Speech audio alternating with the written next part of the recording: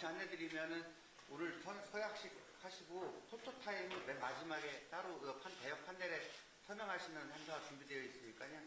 시계에 참조해 주시면 고맙겠습니다.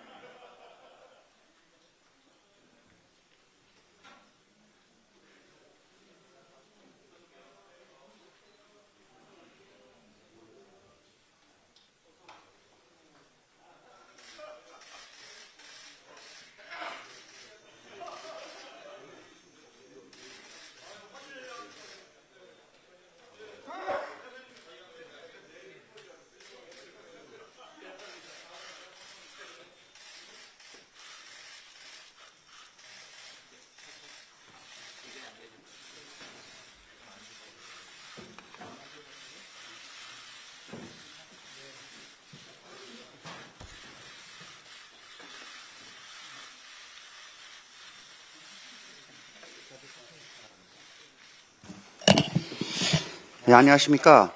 사회를 맡은 선거관리위원회 공명선거분과장 이무선입니다. 윤석열 전 대통령에 대한 헌재 파면 결정은 국민과 민주주의의 위대한 승리였습니다. 이제 우리 더불어민주당이 국민의 뜻을 받들어 공정한 경선 관리와 철저한 후보 검증을 통해 민생을 살리고 국민을 화합할 적임자를 제21대 대통령 선거 후보자로 국민께 추천드리겠습니다.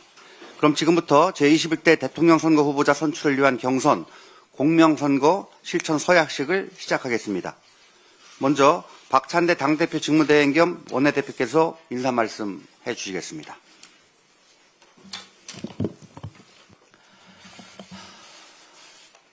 대한민국의 운명을 판가름할 대통령 선거일이 오늘로 48일 남았습니다. 다들 잘 아시는 것처럼 이번 선거는 내란 속의 윤석열의 파면으로 인해 치러지는 선거입니다. 12.3 내란으로 유린된 대한민국의 헌정 질서와 법치, 민주주의를 회복하고 국가 정상화를 이뤄내야 할 중차대한 선거입니다. 지난 3년간 윤석열 정부의 무능과 실정으로 인해 민생과 경제, 외교 안보, 국격 전반에 걸친 위기가 가중됐습니다. 무도한 내란 세력을 확실하게 심판하고 이번 대선에서 승리하는 것이 국민과 나라가 처한 위기를 극복하기 위한 선결 과제입니다. 오늘부터 더불어민주당 대선 후보를 선출하기 위한 경선이 시작됩니다. 국민의힘에서는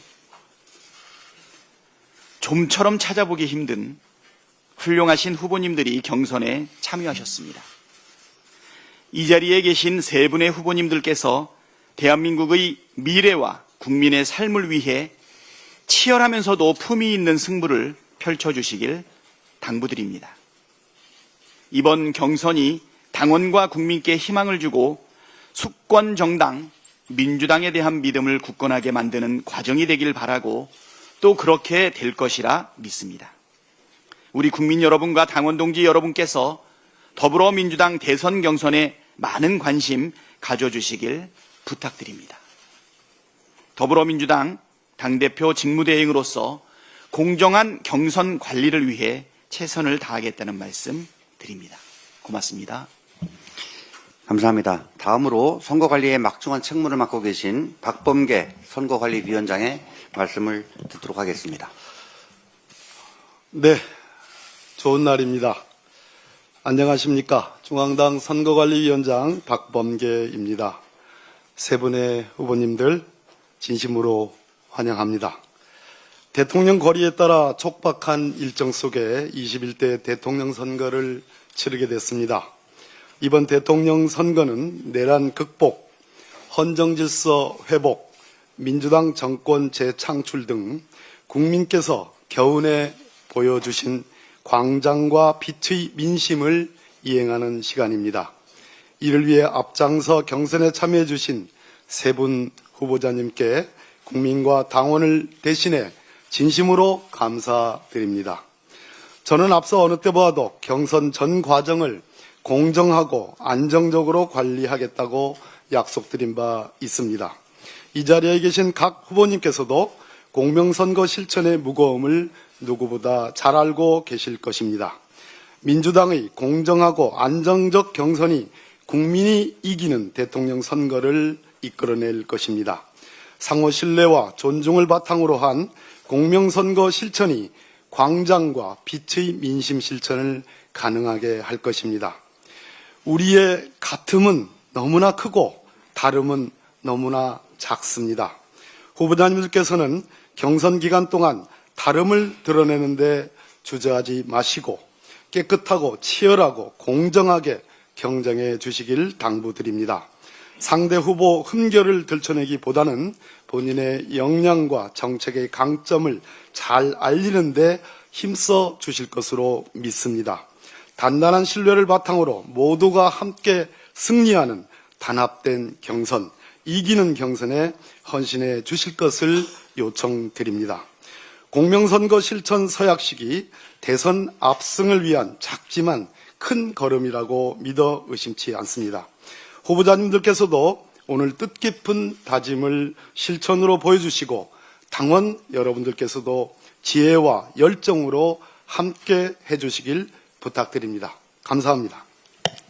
예, 그럼 다음은 후보자님들의 당내 경선에 임하는 다짐과 각오를 듣는 시간을 갖겠습니다.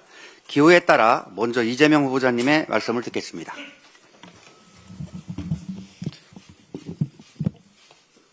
네. 저희 참모손이 복손이라 1번을 뽑았다고 합니다.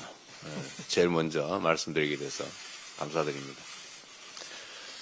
이번 선거가 가지는 의미가 얼마나 위중한지는 모두가 알고 있습니다.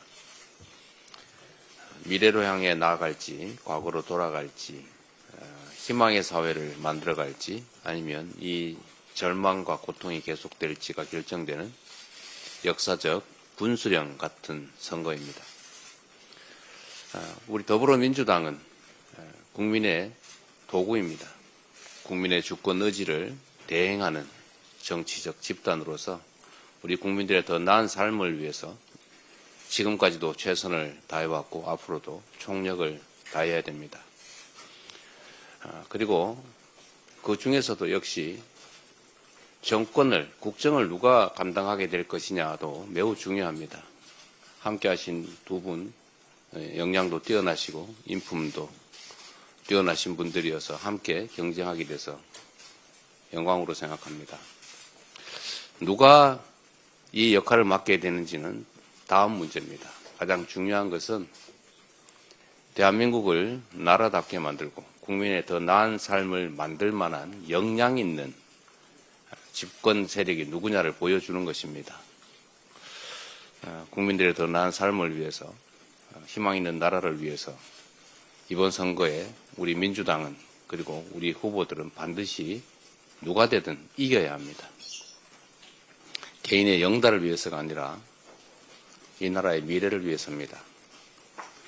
헌정을 파괴한 그리고 국민을 배반한 저 세력들이 다시 이 나라의 권력을 행사해서는 안 됩니다. 여전히 내란 수계를 껴안고 내란 수계의 사실상 지휘하에 움직이는 저 사람들이, 저 세력들이 이 나라에 어떤 희망이 되겠습니까? 이번 대선에서 우리 더불어민주당이 승리하는 것은 우리 당의, 우리 후보들의 기쁨이 아니라 역사적인 책임입니다. 그 책임을 성실하게 수행해 나가도록 최선을 다하겠습니다. 공정하게, 합리적으로 경쟁하고 이 경선 과정이 배제의 과정이 아니라 함께하는 역량을 더 키우는 그런 과정이 될 수 있도록 저 자신부터 노력하겠습니다. 고맙습니다. 다음으로 김경수 후보자님의 말씀을 듣겠습니다. 예, 반갑습니다.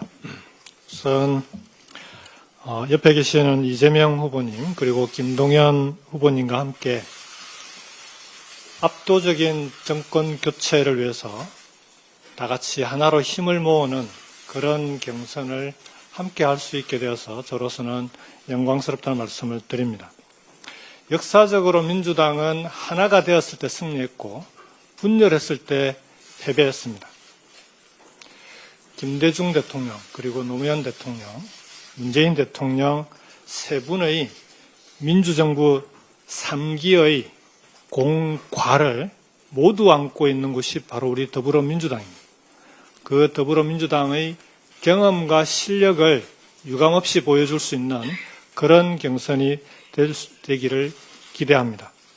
그리고 그 경선 이후에는 경선의 결과에 깨끗이 승복하고 자기 선거처럼 대선을 치르는 그런 민주정당의 문화와 관행을 정착해 나가는 계기가 되기를 바랍니다.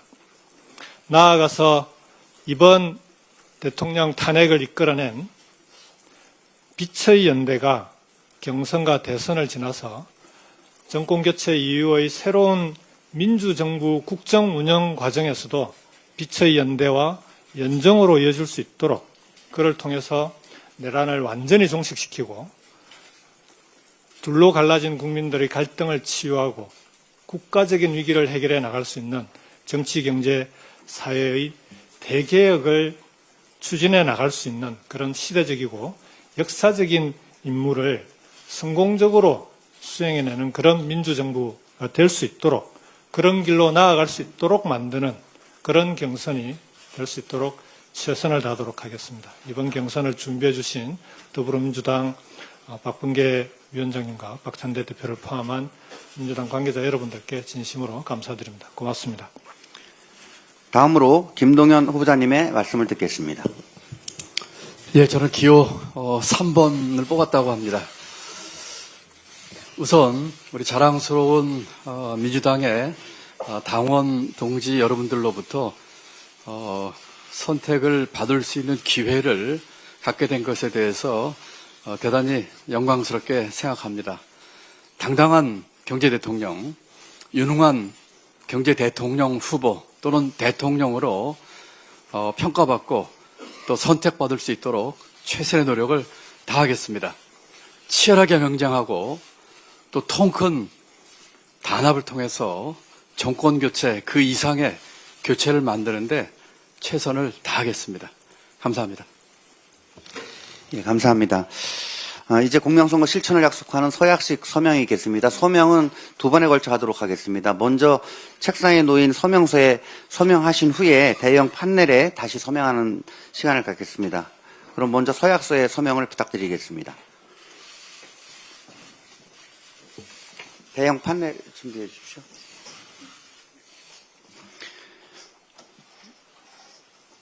예, 후보님들께서는 우리 대표님하고 권리위원장님도 함께 일어나셔서 저 서명 도와주시기 부탁드리겠습니다. 공명선거 실천 서약서를 낭독해 드리겠습니다. 공명선거 실천 서약서.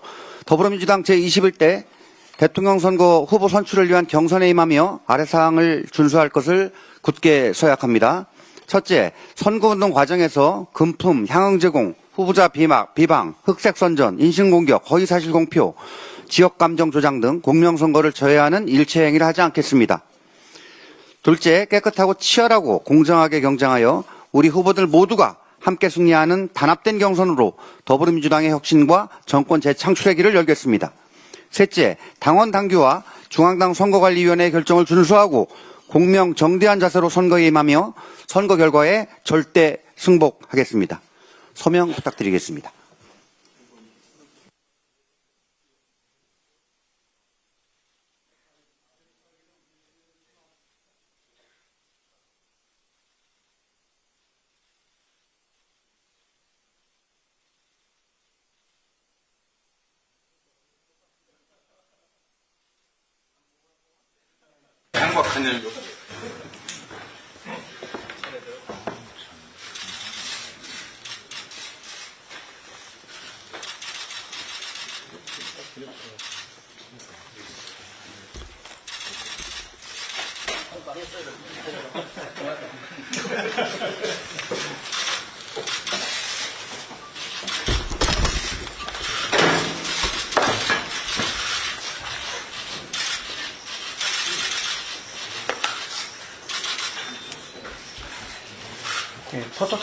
포토타임을 갖도록 하겠습니다. 당대표 지문대행님 가운데 서시고 선관위원장님 두 분 가운데 서시고 후보자님 예 양쪽으로 예 그 서약서를 앞에 들고 서주시면 감사하겠습니다. 예. 자, 구호를 한번 외쳐보도록 하겠습니다. 제가 민주당 정권교체 대선 후보를 각각 외치면 다 함께 파이팅으로 응답해 주시면 되겠습니다. 민주당 다시 하겠습니다. 민주당 하면 화이팅 하십시오. 자, 민주당 정권교체 대선 후보 예, 감사합니다. 그럼 이상으로 제21대 공명선거 실천 서약식을 마치도록 하겠습니다. 취재 협조해 주신 언론 여러분들께 진심으로 감사드립니다.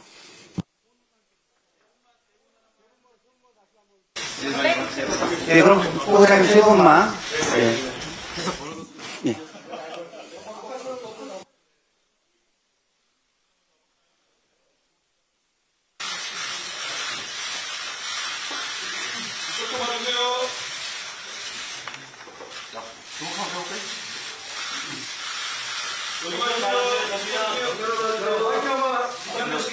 예, 그럼 화이팅 다시 한번 하겠습니다.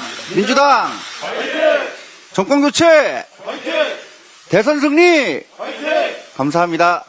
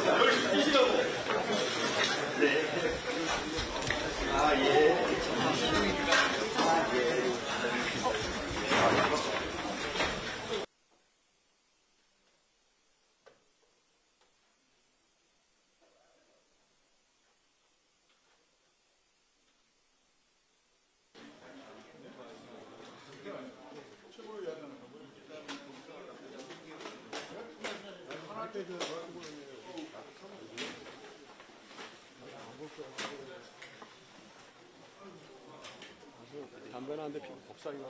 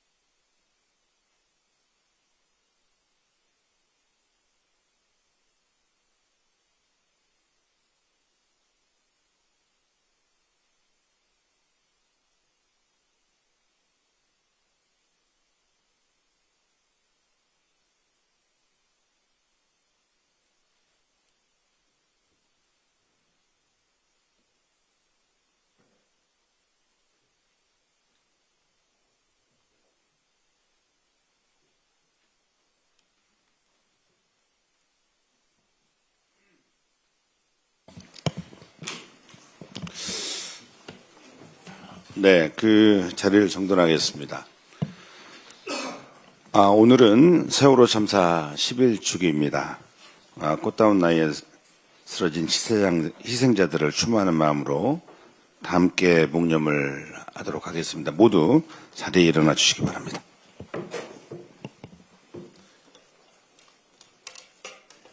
일동 묵념.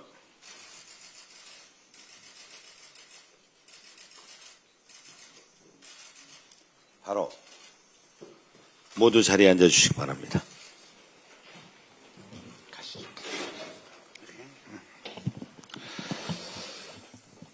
박찬대 당대표 직무대행의 속개 선언으로 더불어민주당 105차 최고위원회를 속개하겠습니다. 제105차 최고위원회를 속개합니다. 먼저 박찬대 당대표 직무대행의 모두 발언이 있겠습니다. 오늘은 세월호 참사 10일주기입니다. 2014년 4월 16일 차가운 바닷속으로 쓰러져간 304명의 소중한 생명이 여전히 우리의 마음속 깊이 자리하고 있습니다. 세월호 이전과 이후는 다른 사회가 될 거라 믿었지만 11년이 지난 지금도 우리는 여전히 묻습니다. 국가는 존재하는가? 국가의 존재 이유는 무엇인가? 특히 윤석열 정부 3년 동안 정부의 무대응과 무능력, 무책임이 부른 참사로 인해 수많은 생명을 잃으면서 국민은 각자 도생의 길로 내몰렸습니다. 이제 악순환을 끊어내야 합니다. 안전한 나라, 생명이 존중되는 나라를 만들겠다는 약속을 지키기 위해 더불어민주당은 최선을 다하겠습니다. 국민의 희생에 대한 진실을 밝히고 더는 참사가 반복되지 않도록 힘쓰겠습니다. 한덕수 총리의 월권이 도를 넘어도 한참 넘었습니다. 내란 혐의로 수사받던 한덕수 총리가 헌법재판관을 지명하며 헌법을 무시한 것도 모자라 5년치 보훈 인사를 꼼꼼히 알받고 있습니다. 대통령의 중대한 고유권한 행사는 자제하라는 것이 우리 헌법과 법률에 담긴 일관된 정신입니다. 라고 말했던 것은 한덕수 총리였습니다. 그럼에도 내란으로 인한 민심이 흉흉하고 대통령 선거가 채 50일도 남지 않은 시점에 서둘러 인사를 단행하는 이유가 무엇입니까? 헌법과 법률 위반으로도 성에 차지 않아 권한을 남용하는 것입니까? 아니면 내란 혐의를 감추고 자신의 안위를 위해 호위, 보훈 인사를 하는 것입니까?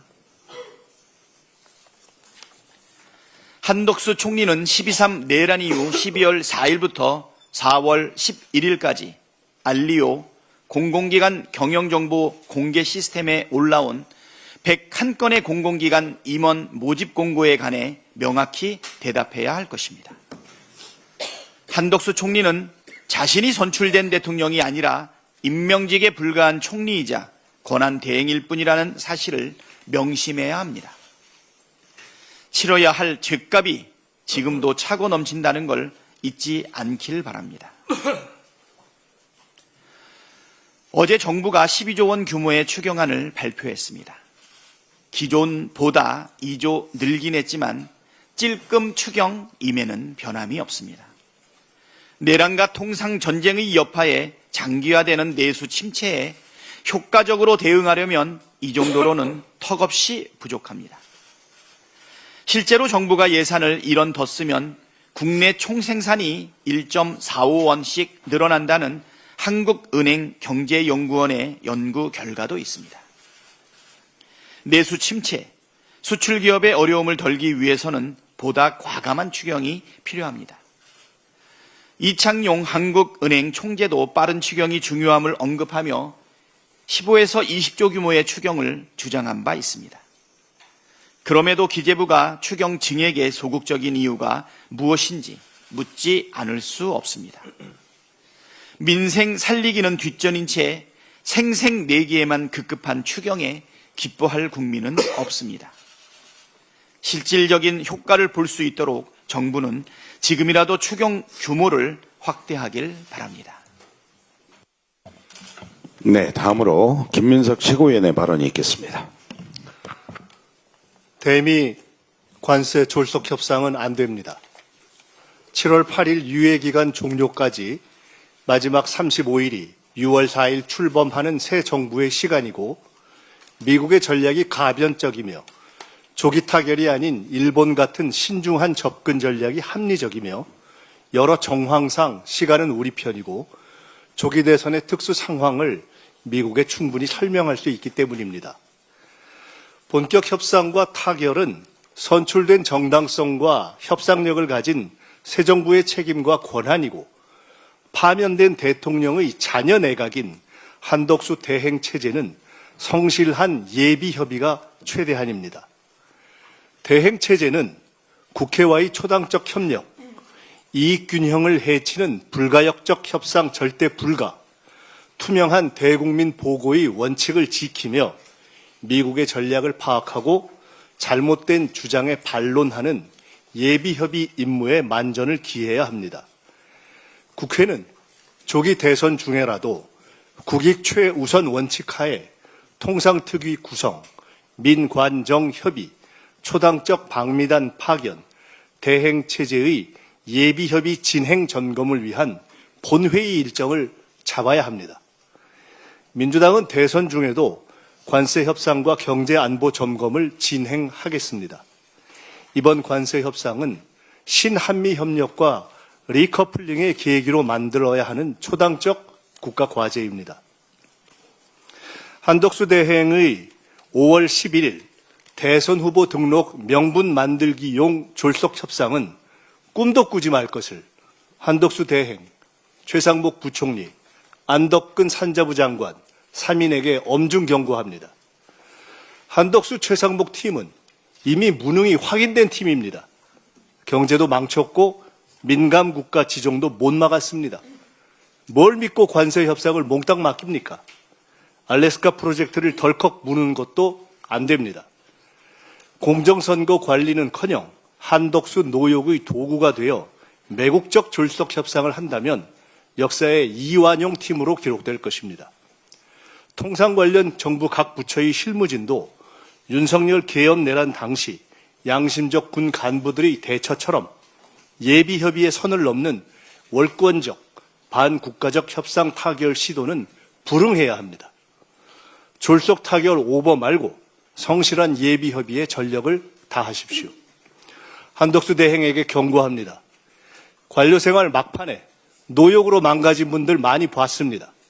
대행 역할 할 거면 당장 불출마 선언하고 출마할 속셈이면 당장 대미 관세 협의에서 손 떼야 합니다.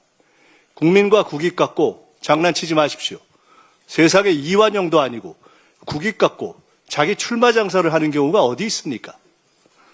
출마 명분 잡고 싶어서 위헌 월권의 인사를 계속하고 대선 행보 오버하며 민주당에게 재탄핵해달라고 구걸하는 속내가 너무 유치합니다. 불출마 기사가 나자 총리실이 나서서 불출마는 아니라고 언론 플레이를 하는 코미디는 또 뭡니까? 안 부끄럽습니까? 윤석열이 자폭하더니 국힘도 자폭하려나 봅니다. 아무리 어떤 후보를 내도 승산이 없다고 의원 절반과 지도부까지 다 나서서 무소속 한덕수 단일화 군불에 춤을 춥니까? 내란 동조 반성과 자진 해산을 피하더니 기껏 내분과 파국의 길로 갑니까? 윤석열도 자폭, 국힘도 자폭, 내란 세력은 자폭 전문입니까?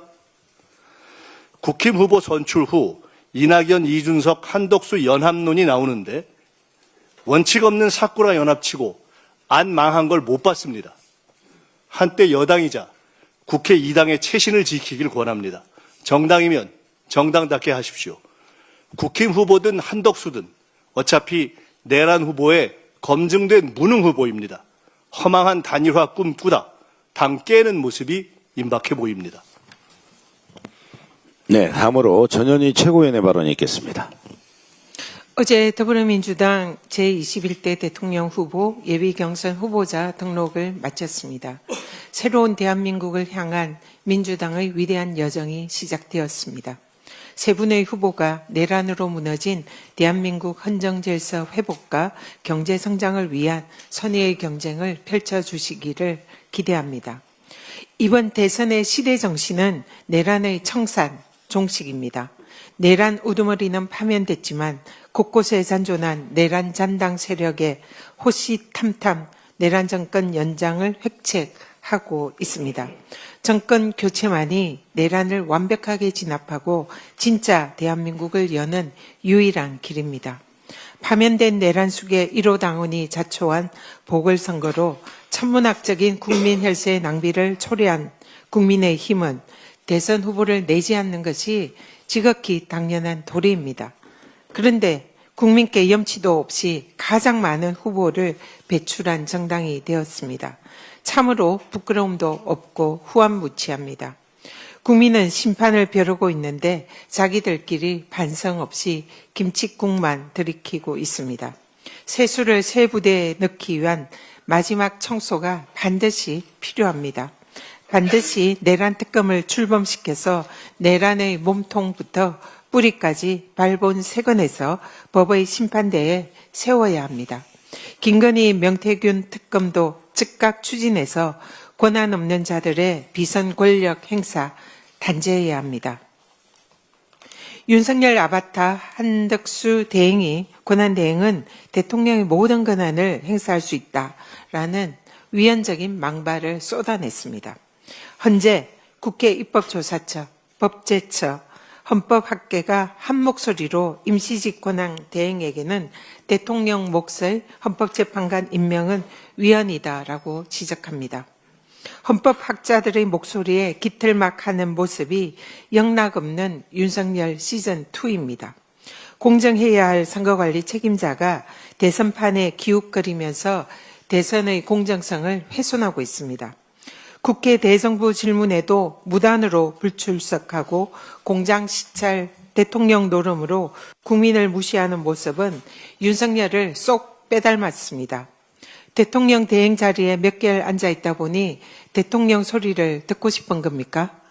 내란 세력에게 유행하고 있는 혹시 나도 대통령 하는 난가병에 걸린 겁니까? 무자격 권한 대행에 무자격 내란 공범, 헌재 알박기를 반드시 막아야 합니다. 헌재를 장악하려고 내란 세력들이 자행하는 헌정질서 파괴 업무를 절대 자시하지 않겠습니다. 헌법재판소는 헌법재판관 2명이 퇴임하기 전까지 한덕수 대행의 위헌적 월권 행사에 대한 효력 정지 가처분 반드시 단호하게 인용해 주십시오. 내란 속의 윤석열 파면으로 정의를 바로 세워주신 헌재가 다시 한번 헌법 수호의 책무를 다해 주시기를 엄숙히 요청드립니다. 만인은 법 앞에 평등하다라는 헌법 정신이 유독 윤석열 앞에서만 훼손되고 있습니다. 유례없는 시간 단위 계산으로 구속이 취소되고 재판부 결정에 그동안 자동 반사적으로 항소, 상고하던 검찰은 즉시 항고를 포기했습니다. 부하들은 다 구속됐는데 정치 검찰이 탈옥시킨 내란 수괴만 버젓이 활보하고 있습니다. 급기야 이명박, 박근혜 재판에도 허용되었던 촬영이 윤석열에게만 금지되었습니다. 지하 주차장으로 비공개 법정 출두를 하는 특혜까지 제공되었습니다. 대부분의 국민에게는 주어지지 않는 사상 초유의 사법 특권입니다. 분노한 국민께서는 윤석열은 법 위에 존재하는 특권청인가 하고 묻고 있습니다. 12.3 내란은 내란 속의 윤석열이 국가 전복을 시도한 중대 내란 범죄입니다. 내란 속의 윤석열이 가해자이고 온 국민이 내란의 피해자인데 이런 전대미문의 흉악 범죄입니다. 국민들께서 내란 속의 법적 심판을 지켜보는 것은 피해자인 국민의 알 권리 보장이자 당연한 공익적 가치입니다. 재판부는 내란 속의 윤석열에게만 주어진 납득할 수 없는 사법 방탄 특혜를 즉각 철회하십시오. 재판 과정을 온 국민에게 공개하십시오. 민주주의와 인권의 최후 보루인 재판부가 그 역할을 제대로 하고 있는 것인지 국민께서 매의 눈초리로 지켜보고 계십니다. 헌정수호, 법치주의 수호도 민주당입니다. 이상입니다. 네, 다음으로 한준호 최고위원의 발언이 있겠습니다. 네, 대통령 선거 경선 절차가 각 정당에서 시작된 상황입니다. 그래서 소속 정당을 막론하고 이 후보에 대한 언급은 가급적 삼가려고 노력을 하고 있습니다만 우리 당 후보들에 대한 악의적인 공격에 대해서는 반드시 좀 짚고 넘어가야 할 필요가 있어서 한 말씀 드리겠습니다. 어제 나경원 의원이 괴기한 사진과 글을 SNS에 올렸습니다. 독특해요. 드럼통에 들어가서 손피켓을 든 모습인데요. 더욱이 신새벽에 이런 것을 올려서 매우 의아해했습니다. 드럼통에 들어갈지언정 굴복하지 않는다라는 글도 난해해서 해독하기가 쉽지 않은데 이 자리에 계신 분들은 이해가 되시는지 잘 모르겠습니다. 우리로선 뜻이 뭔지 알기가 쉽지 않습니다. 나경원 의원은 대체 왜 드럼통에 들어갔는가 궁금해서 잘 들어가지도 않는 커뮤니티를 들어가보고 이것저것 좀 찾아봤습니다. 찾아보니까 일베 등 극우 성향의 커뮤니티에서 이재명 전 대표를 조롱할 때 쓰는 비하의 언어가 바로 드럼통이더군요. 정말 수준하고는 그동안 나경원 베스트의 준말인 줄 알았던 나 의원의 별명 나배. 실은 나경원 일베의 준말이 아닌가 싶습니다. 과거 일베 폐쇄를 반대했던 나경원 의원의 극우 본색이야 이미 알려진 바가 있지만 본인의 대선 캠프에도 극우 인사로 채운 것이 아닌가 싶습니다. 극우에 의해서 기획되고 실행된 것으로 추정되는 이 폭망한 캠페인은 그저 극우를 향한 메시지로 보입니다. 드럼통에 사람 하나 묻는다고 진실까지 묻힐 것이라 생각하지 말라. 드럼통에 들어갈지언정 절대 굴복하지 않겠다. 이 말을 다시 해석해보니 의문이 듭니다. 그러니까 나경원 의원은 대체 뭔지도 알 수 없는 그런 진실을 알고 있다는 것인가? 그리고 그것을 이재명 전 대표가 감추라고 겁박을 했다는 뜻인가? 만약 이런 취지라고 한다면 허위사실 유포에 명예훼손으로 고소 고발을 수백 번 당해도 모자랄 사안이라고 판단이 듭니다. 혹시라도 이재명 전 대표에 대한 메시지가 아니었다라거나 이제 와서 주어는 없었다라고 하진 않겠죠. 참고로 나경원 의원이 YTN 뉴스퀘어에 출연을 해서 젊은 사람한테는 이재명 전 대표가 드럼통으로 불린다라고 직접 발언한 사실이 대대적으로 보도가 된 바가 있습니다. 정말 지저분합니다. 이런 맥락에 비춰보면 나경원 의원이 뭔가 엄청난 진실을 숨기고 계신가 본데 더불어민주당이 든든하게 지켜드릴 테니까 한번 시원하게 폭로를 한번 해보시기 바랍니다. 안 그래도 나경원 의원에게 묻고 싶은 진실이 많습니다. 그런데 그 가운데 한 가지만 좀 물어보겠습니다. 패스트트랙 재판 잘 받고 계시죠? 1심만 6년째 끌고 있는 일명 빠루 사건에 대한 재판이 지난 14일에 있었습니다. 이날 나경원 의원은 대선 경선 일정을 핑계로 5분 만에 이석을 했다고 합니다. 심지어 재판장이 오전 재판만 하겠다라면서 이석을 만류했다고도 하죠. 언론 보도에 따르면 피고인과 증인이 재판에 불출석하는 일이 잦아서 이 패스트트랙 재판을 6년째 끌고 있었다라고 합니다. 주어를 바꿔보면 더 어처구니가 없습니다. 다른 사람더러 사법 리스크니 재판 지연이니 운운을 할 입장이 아니겠죠. 자신에게 닥쳐온 법의 심판을 등지고 뇌물, 횡령 등 혐의로 유죄를 선고받은 자를 예방하러 갔습니다. 그날 5분 만에 이석을 해서 나경원 의원이 찾은 사람은 이명박 전 대통령이었습니다. 명색이 판사 출신인 자가 대체 법을 뭘로 하는 겁니까? 이런 인물이 대통령 하겠다고 나서는 것 자체가 바로 국민의힘 수준입니다. 이 밖에도 확인해야 할 진실이 법화 사용 등 너무나 많지만 시간 관계상 다음 기회에 묻도록 하겠습니다. 그리고 패스트트랙 사건 공소 취소와 관련된 진실 게임 이번 기회에 한동훈 전 대표와 잘 한번 시시비비를 가려보시길 바랍니다. 이상입니다. 네, 다음으로 김병주 최고위원의 발언이 있겠습니다. 네, 더불어민주당과 국민의힘의 경선 후보 등록이 마감됐습니다. 본격적인 대선 레이스가 시작된 것입니다. 이번 선거의 시대 정신은 내란 종식입니다. 이를 수행할 수 있는 대통령을 뽑는 선거입니다. 무너진 헌정 질서를 바로잡고 민주주의를 회복해야 합니다. 민주당은 내란 종식과 사기 민주정부를 반드시 만들어낼 것입니다. 국민 여러분 함께해 주십시오. 우려가 현실이 됐습니다. 미국의 민간 국가 리스트가 어제 공식 발효됐습니다. 우리나라가 포함되어 있습니다. 윤석열 정권의 특대형 외교 참사입니다. 한미동맹에 금이 갔습니다. 차기 정부에 큰 숙제를 남겼습니다. 과학기술 분야 등에서 여러 불이익이 예상됩니다. 한덕수 대행은 제밥에 관심을 가질 때가 아닙니다. 우리나라가 하루빨리 민간 국가에서 벗어날 수 있도록 죽을 힘을 다해 노력해 주시기 바랍니다. 지난 14일 대정부 질문에서 지적했던 장군 인사가 여전히 추진 중인 것으로 보입니다. 무엇보다 이번 인사를 주도하고 있는 인물, 한덕수 권한대행이란 소문이 무성합니다. 한 대행은 권한도 없는 헌법재판관 후보를 지명한 데 이어 장군 인사까지 개입하려는 겁니까? 내란 세력으로 인해 우리 군에 대한 국민의 신뢰는 바닥으로 떨어졌습니다. 그런 내란 동조 세력이 장군 인사까지 단행한다면 이는 우리 군을 2번 죽이는 행위입니다. 한덕수 대행은 명심하십시오.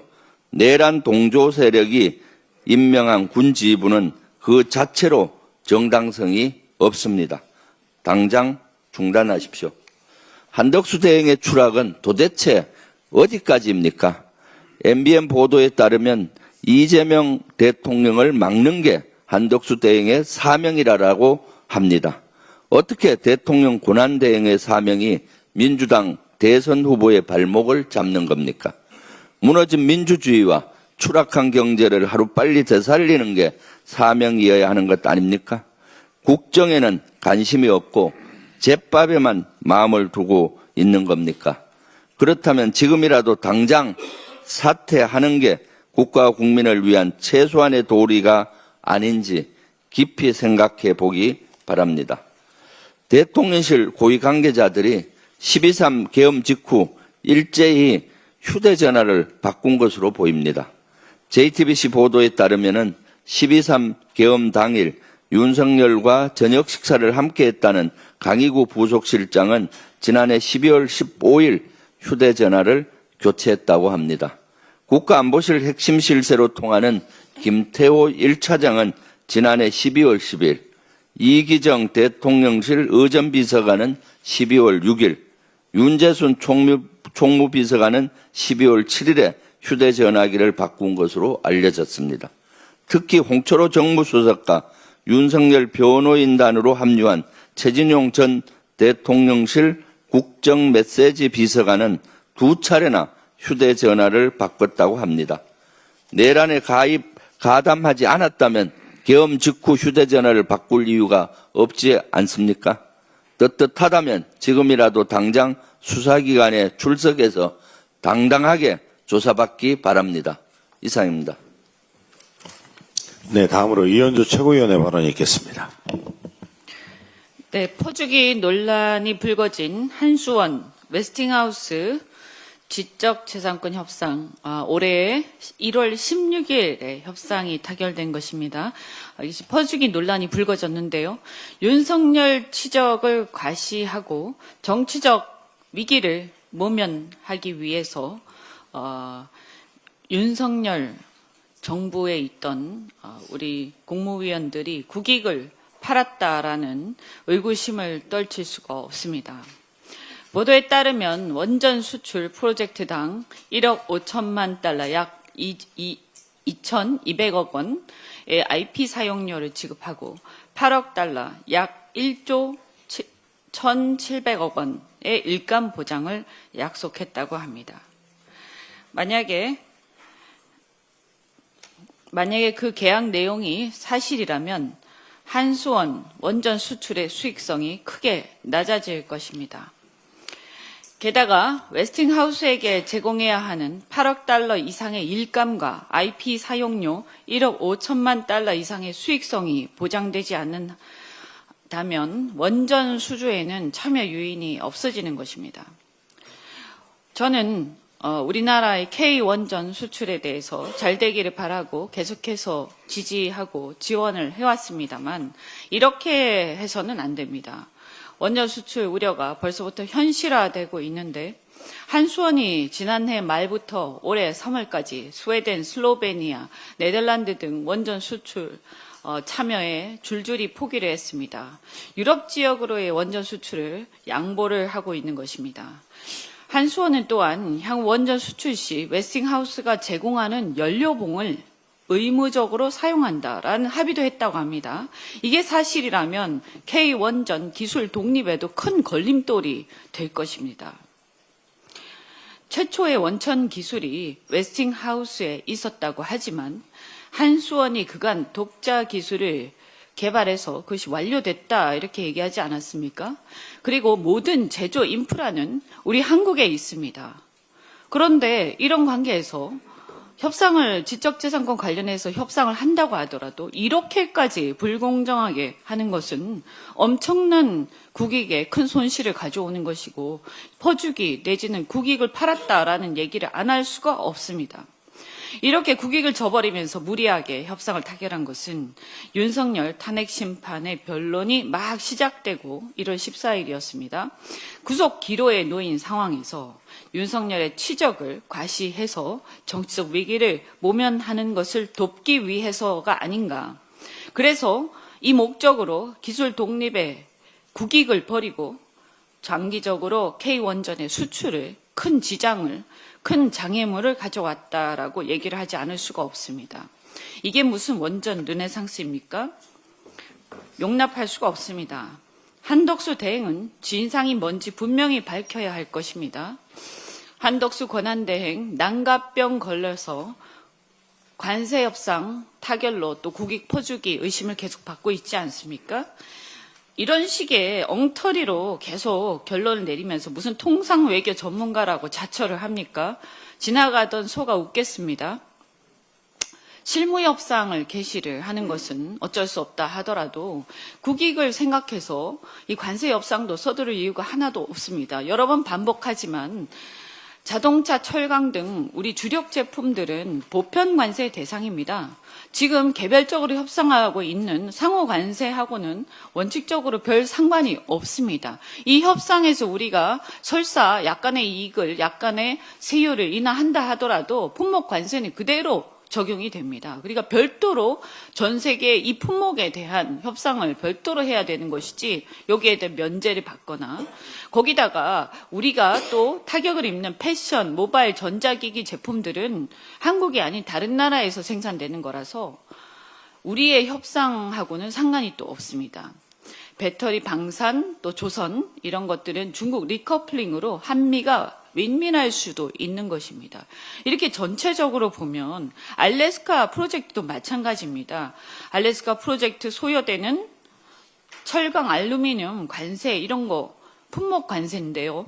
이것을 아예 면제를 받거나 알래스카 주에서 보조금을 받거나 연방정부에서 세액공제를 다 받거나 이렇게 해도 사실 수십조 우리가 손해보는 장사이기 때문에 이게 보전이 잘 안 됩니다. 그럼에도 불구하고 우리나 일본이 아니면 여기에 참여할 만한 그런 실력을 가진 제조 기술을 가진 나라도 없습니다. 결국 종합적으로 봤을 때 우리가 그렇게 저자세로 나가면서 할 이유가 없습니다. 특히 상호관세에 대해서는 우리 품목관세는 몰라도 상호관세를 개별 협상해서 우리가 얻을 이익이 뭐가 있냐. 이것은 너무 서두를 이유가 하나도 없다고 생각합니다. 그런데 이렇게 서두른 이유가 뭡니까? 한덕수는 대선 나가고 싶어서 안달이 난 것 같습니다. 그러면서 이 통상 전문가라는 어떤 이미지를 내세우고 싶은 모양인데 착각에서 벗어나기 바랍니다. 이런 내용들을 국민들이 다 알고 있고 그다음에 아까도 말씀드린 것처럼 지금 웨스팅하우스하고의 지적재산권 협상 이거 이따위로 해놓고는 무슨 얼어 죽을 통상 전문가입니까? 한덕수 대행은 이런 난가병 걸려서 이상한 짓 하지 말고 국민들 앞에 소상하게 웨스팅하우스하고의 협상 과정 다 밝히고 여기에 대해서 해명부터 해야 될 것입니다. 이상입니다. 네, 다음으로 송순우 최고위원의 발언이 있겠습니다.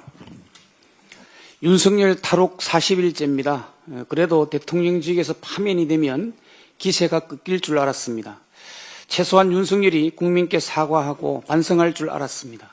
그런데 파면 전과 후 윤석열의 태도는 그대로입니다. 인간만이 가지고 있는 수치심조차 찾아볼 수 없습니다. 심리학자 에릭슨에 의하면 인간은 태어난 지 18개월, 대략 만 2세가 되면 수치심을 가진다고 합니다. 윤석열 65, 저 나이 먹도록 수치심조차 찾아볼 수 없으니 에릭슨에 의하면 윤석열은 2살 난 아이보다 못한 인간입니다.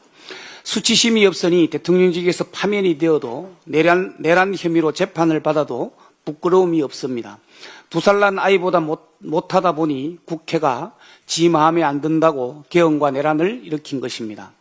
대통령이 헌법과 법을 무시하니 한덕수 총리를 비롯해 최상목 등의 장관들이 등달아 헌법과 법을 무시하고 있습니다. 그들에게는 헌정 질서보다 그들의 자리 보존과 사익 추구가 목표인 자들입니다. 윤석열이 2살 난 아이도 가지는 수치심을 못 가졌으니 윤석열로부터 임명을 받은 그네들 역시 수치심이 있을 리 만무합니다. 계엄을 막지 못하고 심지어 내란에 동조를 하고도 책임지는 사람이 한 명도 없습니다. 부끄러움과 수치심이 없으니 책임감도 없습니다. 내란 동조당 국민의힘도 마찬가지입니다. 1호 당원 윤석열이 파면되었습니다. 내란 동조당이 아니라면 당원 제명은 당연한 일입니다. 그런 1호 당원을 둔 것에 대해 국민에게 사과하는 것이 상식입니다. 그런데 1호 당원 제명은 고사하고 국민의힘 대선 주자들은 내란 숙의 윤석열에게 엎조리고 머리 조아리며 성언을 잊게 해달라고 난리입니다. 안타깝고 부끄러운 일입니다. 파면이 됐는데 윤석열은 아직도 권력자입니다. 윤석열이 거리를 할부하며 권력자 행세를 할 수 있는 까닭은 직위원 재판부의 회개한 시간 단위 구속기간 계산으로 탈옥을 시켰기 때문입니다.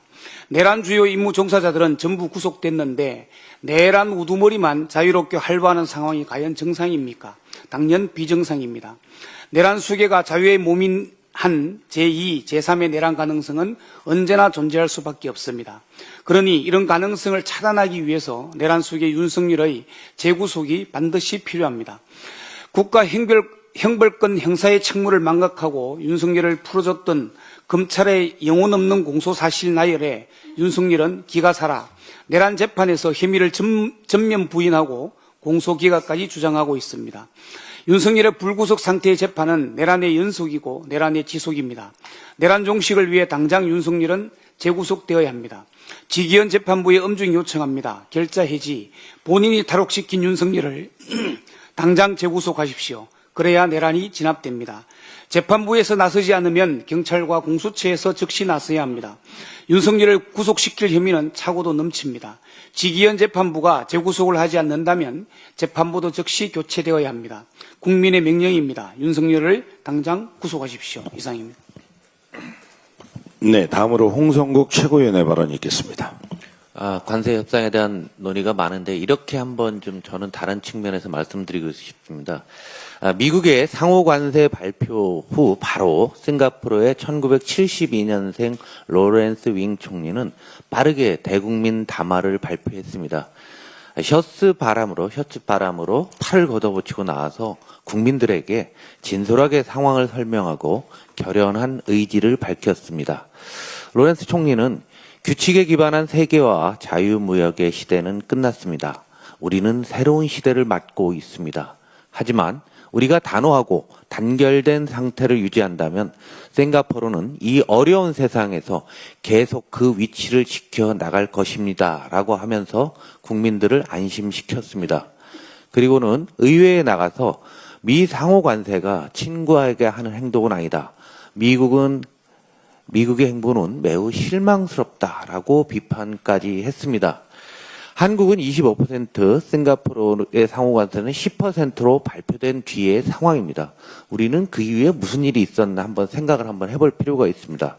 지금 우리는 싱가포르 총리와 같이 용기 있고 국민과 의회를 존중하는 지도자가 필요한 순간입니다. 반면 한덕수 대행은 대선 출마를 꿈꾸면서 모호한 입장을 유지하고 있습니다. 23살이나 어린 싱가포르 총리와는 달리 한덕수 대행은 트럼프 미국 대통령과의 통화에서 대통령 출마를 고민하고 있다라고 언급을 했죠. 그리고 이어서 자신과 트럼프 대통령의 통화 이후에 미국이 상호관세를 90일 유예한 것처럼 또 소문까지 내고 있습니다. 그러나 이것은 완전한 거짓입니다. 당시 미국은 국채 금리가 역사적으로 낀 수준으로 폭등했고요. 달러와의 기축통화 위기가 흔들리는 위기까지도 맞아서 미국이 매우 어려운 상황이었습니다. 지금은 미국과 고도의 협상이 필요한 시기입니다. 미국은 금리 급등, 주가 폭락에 이어서 경기 침체가 기정사실화되고 있습니다. 불과 일주일 만에 상황이 빠르게 반전되고 있습니다. 지금은 서두르지 않아도 됩니다. 더군다나 반도체, 스마트폰, 의약품에 대한 관세는 아직 정해지지 않은 상태입니다. 추가로 미국은 아마 비관세 장벽, 서비스 시장 개방, 안보 문제 등 복합적인 차원에서 우리에게 많은 요구가 있을 것입니다. 따라서 한덕수 대행은 타국과의 협상 과정도 다른 나라와의 협상, 일본이 오늘부터 하니까요. 이런 것들을 참고하면서 우리의 카드를 신중하게 만들고 준비하고 결정은 차기 정부로 넘겨야 합니다. 국가의 중체대한 의사결정을 자신의 대선 출마의 수단으로 활용한다면 국민들은 좌시하지 않을 것입니다. 현재 미국의 상황과 우리의 위치에 대해서 우리 국민들은 너무 잘 알고 있습니다. 손바닥으로 하늘을 가리듯이 본인의 대선 출마와 연동한다고 하게 되면은 정말 한국의 미래는 없습니다. 저희 민주당은 나서서 꼭 저지하도록 노력하겠습니다. 더불어민주당은 진중하게 현실을 직시하고 오직 국익만 바라보고 대안을 지속적으로 마련하겠습니다. 경제도 통상외교도 민주당입니다.